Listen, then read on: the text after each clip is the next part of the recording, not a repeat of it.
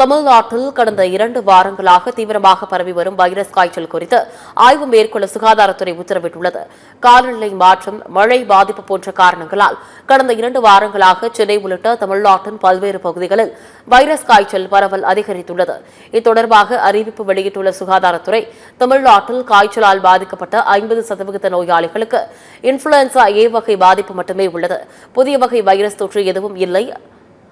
ஆண்டின் இறுதி 3 மாதங்களில் டெங்கு காய்ச்சல் பாதிப்பு 2 மடங்காக அதிகரிப்பது வழக்கமான ஒன்றுதான் என்று குறிப்பிட்டுள்ளது.